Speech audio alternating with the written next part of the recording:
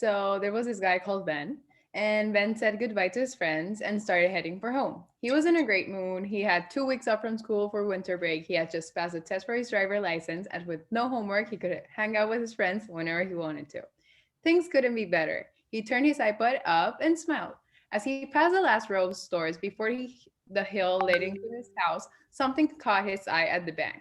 Something was sticking out at the ATM machine. As he got closer, he saw it was cash. Ben looked around. There was nobody, no cars, nobody walking nearby. Someone must have just used the machine and then forgotten to take the money. Whoever it was gone now. He walked over the machine and took the money out. $60. There was also a receipt sticking out. Ben looked around again. Still no one. He could turn the money to the bank tomorrow. It was after hours now, but really, it was $60. Probably not much to the customer, but it would make a difference as to how many Christmas gifts he could get for his family or new music for his iPod. Does it really count if you only do something like this once?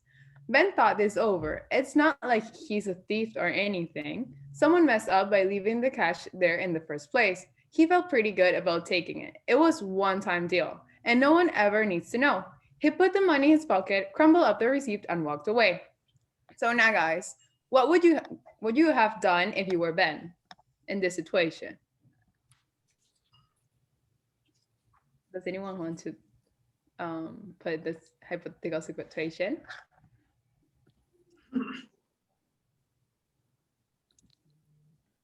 If you guys were in a scenario where who was speaking? Ahmad? Okay, speak. I think Ben did the right thing. Why?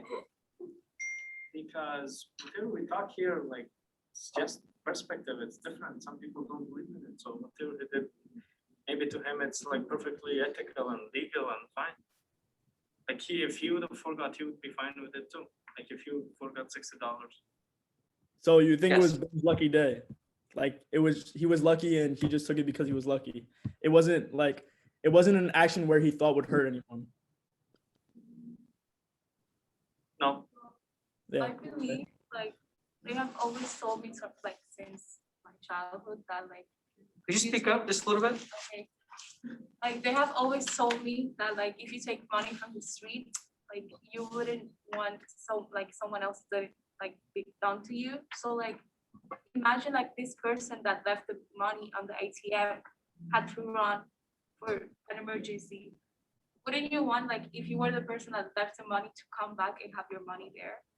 So like that's like my thing. Like I would just leave. I wouldn't want that. I do agree with you, but I still think like if I'm in the street and I find like $100, $60, like $50, whatever, I'm gonna pick it up. Like it's the first reaction I'll have. It's like I just found this. It's my lucky day. I can buy something, you know?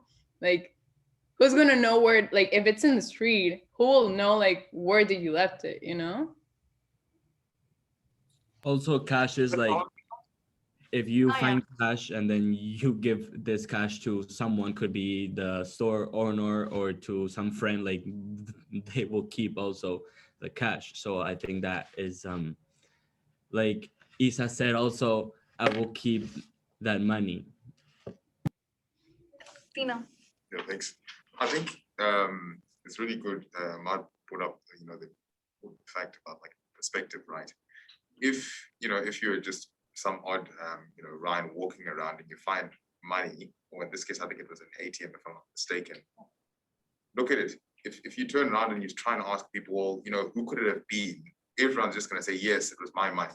You're not going to get a correct answer or an honest answer, really, right? So I think don't waste your time in doing that because people are just going to lie to you, just trying to gain monetary value.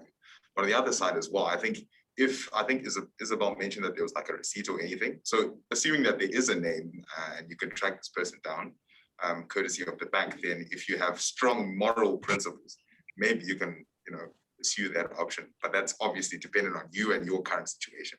No, exactly. And oh, sorry. No, it's kind of just it's kind of like finding, like Isa said, like it's kind of finding money on the street. Like if you would have found it on the street, you would have like, for example, there's money on the floor right now. That's actually super funny. I'm not gonna keep it, but it's finding money on the I have street. it. Yeah, exactly. That's how we use that. Like, who are we gonna give that to? We have no idea whose money that is. So, like, okay, like Tina said, if there's a receipt in something, but I think most of the people wouldn't go through the trouble in doing it. They would just take it because the next person is gonna take it anyway. So why not you? No, please. Like for me, usually, like if I see money on the floor, I just wouldn't pick it up. Like I would just like leave it, and then like if it's in the bank or something, like I'll probably return it back to the bank because like if it was me in that situation, I would expect like I wouldn't want to lose my money. Like I would want it back. Like, Did the receipt matter for you, that there was a receipt or not a receipt? Would that change it for you? Yeah, if there was, then you know who it is, and you can give it to the bank, and the bank can contact the person or something like that. Yeah. Any different decision if there wasn't a receipt? Usually, I just leave it there. Please. With the receipt, I'll bring one point that you can't really rely on that because people who do money laundering, they can just pretend that they found the money with the receipt and bring it back to the bank to make it legal. And the other thing, my parents taught me, so in Afghanistan, I used to go to this super religious school when I was young, and they taught me if you found money, give it to the poor. So that's what I used to do. And like if I find now, I'm doing it right now too, because it's kind of like embedded in basically in my unconscious that if I found money, I know it's not mine. So instead of looking around of who it is, I'll give it to the poor, someone who needs it. Okay. Okay, we're gonna go online. Nita, what do you have to say? Yeah, so what I was thinking is that if if the money is it's from the ATM machine and with the receipt, usually at an ATM machine you would have cameras everywhere, right? So obviously I personally wouldn't do it only because I know probably there's going to be some consequences that would follow afterwards. But if it's just money randomly fall out of someone's pocket, like on the street, like there's no one, you probably don't even know like who it belongs to and why not, it's probably like your lucky day or something. So yeah, that's it also kind of depends on the situation and where you kind of like find the money as well. So yeah. Okay, so we're gonna move on to the next slide. Well, the reason we wanted you to listen to this story is because we wanted you to reflect on what you would have done if you were Ben. But we also did an experiment to actually test you if you would have done what you said. So yes, it was on purpose that Jasmine found money and there was also money there. And even though we were expecting you to take it, we also have a question for you. Since you didn't take it, you think you would have if you were alone in this classroom, like no cameras, no Zoom students, not the professor even. Is there, and you don't know who that belongs to. Would you take it? I would leave it for the lady that comes and cleans the desks. Make it her lucky day. All of you will do the same thing. I'd take it and give it to the homeless people that walk around. Yes. I would give it to the professor. I did ask for it. That's not what I meant. So you think that if you're being watched like right now, you wouldn't take it then? Just if it's the case to give it to the professor. Okay. I have a question for the class. So and this is like being watched, but it's not like a camera being watched. But does anyone like believe in a higher power or like the universe, that karma, that even if there's not a camera in the room, someone's keeping score? Raise your hand. Yeah, Can you count in Zoom? So we got over half in the classroom. There's one on Zoom. Okay. Hey, can you guys raise your hand like virtually?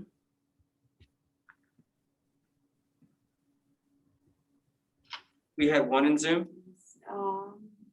People are starting to raise their hand. 1, 2, Okay. 5, 6. 7. Sorry, I raised my hand a few minutes ago and lowered it again. But I asked if religion counts toward this question. Yeah, if it affects how you would react in a situation, of course.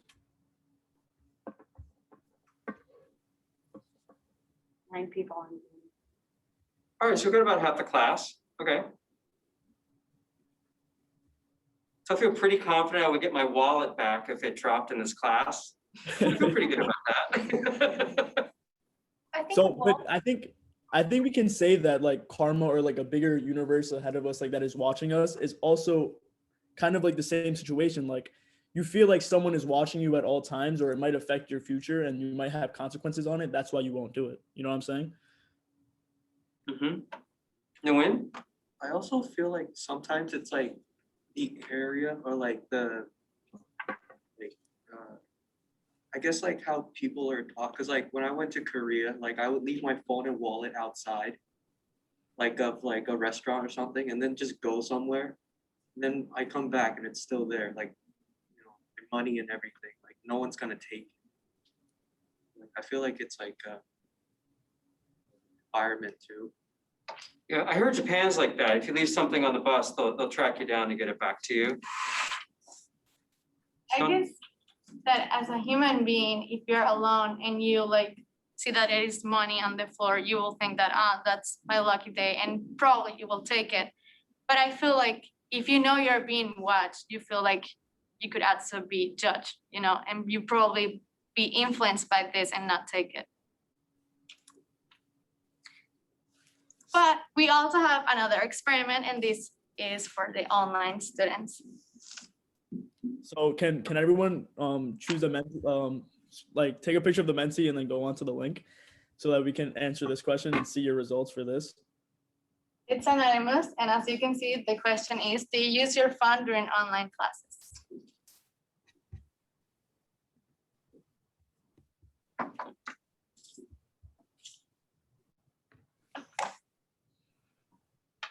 Wish we could have bet on this one. Okay, so as you can see, like most people use their phone on online classes, but Andrea, can you tell me how many people in the classroom are using their phones right now? Only one, and it's because the experiment, but before that, no one was using it. Yeah, and so this can say that our theory is correct, because right now, when we're all at home on Zoom, no one knows if we're using our phones or not. And we can't say that someone's watching us. But when you're in the classroom and you have a teacher in front of you, other peers around you, you know that people are watching you use your phone. And in that situation, you wouldn't do it. So this shows that people change their actions depending on if there's surveillance behind them or not. We know this example is different from like the money when you're actually being watched. But nowadays, everything is online, like social media and stuff. And as a team, we were discussing other situations where this will happen. And we had this example about gossiping, like websites, you know, when no one knows that you are the one behind that website, you feel free to say whatever you want, like trash about people. But if your name is next to what you're saying, you will change it. And it's kind of the same when you're being watched. And like in social media, they see that that's your name, you know? So we have a little short video for you guys. You can see this happens to everyone. It's the laughter of 30,000 spectators.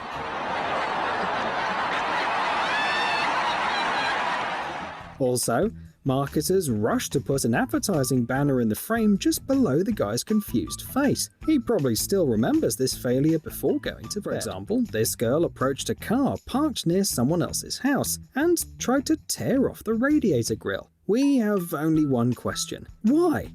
To sell it for pennies? Put it on her car? Make a barbecue on it? The mystery remained unsolved. The motion sensor worked though. The owner connected via a smartphone to the surveillance camera and asked the girl what exactly she was doing. As you can see, she didn't. You agree? However, this guy ignored these hints and looked under the fig leaf covering the naked David, and now all the visitors to the bar are aware of his taste. So this video this video kind of showed how people react differently depending if they're watched or not. So what is exactly the psychology behind how being watched changes you without you knowing? Since we're all young and most likely actively use social media, this is what I will correlate it to. Social media has hands-on taught us that people are watching us at all times. Therefore, when we're on social media, we tend to monitor and carefully curate all the information we present to the world. But why exactly do we do this? We do this because our sensitivity. Influences are often so strongly embedded in our nature that they are practically almost impossible to resist. And this is why when we're in the presence of people, we are heavily influenced in ways to enhance our social image. Let me explain this like a little bit deeper. When we're in the presence of people, no matter if it is in person or through social media, our species tells us to present the best versions of ourselves when others are watching. Humans continuously change their behaviors depending if they're in the workplace or even when they're around friends, they might act a little more open and do wilder things. So why wouldn't humans act differently when no one is watching and there is no one that can possibly judge them in the moment? An example of this we have all gone through in our life is when a waiter comes to the table after everyone has finished eating their main course and asks, will anyone like dessert?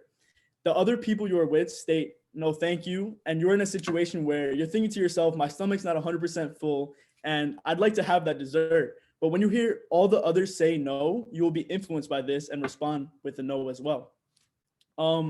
Another example of this can be surveillance cameras, like Nita said.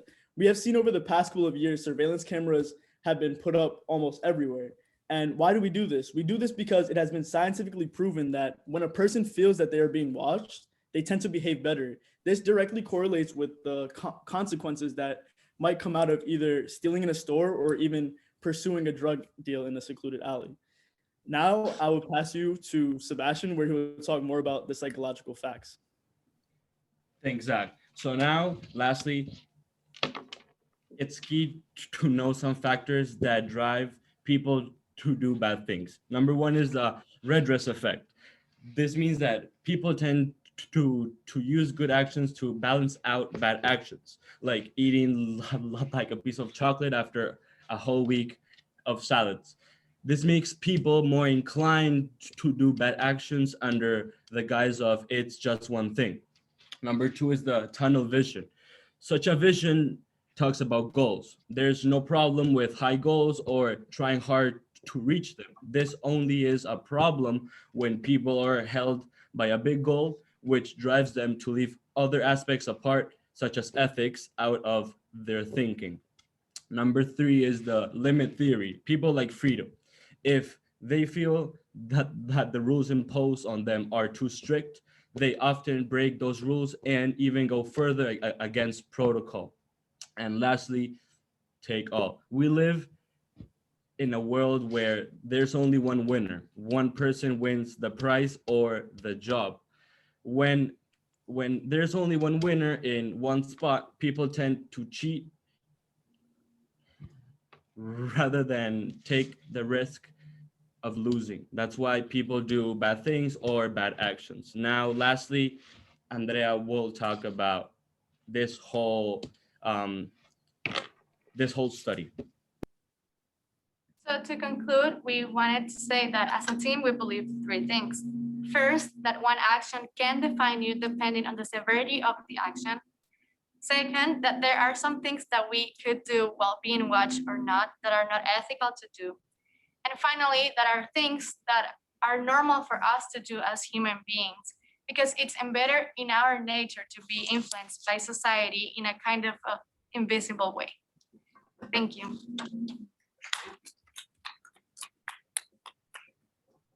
All right. I have a question based on this. What behavior have you changed since COVID where you're wearing face masks out in public? What have you done differently? I've dressed worse because I know no one's gonna be like, you look awful. Cause I'm like, you can't get close to me. It doesn't matter. David, Like since we wear masks, I do a lot of weird mouth gesture. so we can't see you Yeah. sticking your tongue out at me or anything? Yeah. Anybody else? Anyone in Zoom? Okay, next is group 10. Nicholas, are you in class today? And are you ready? Yeah, Professor. Yeah. Okay, do you need co-host? No. Do you need to share screen? Yeah. But I first will ask some questions before I share the screen. Great. Sure. Thank you. Hi, everyone. I'm group 10, and I will be talking about carbon offsets and your carbon footprint. So before we start with a video, I wish ask of you guys if you could do two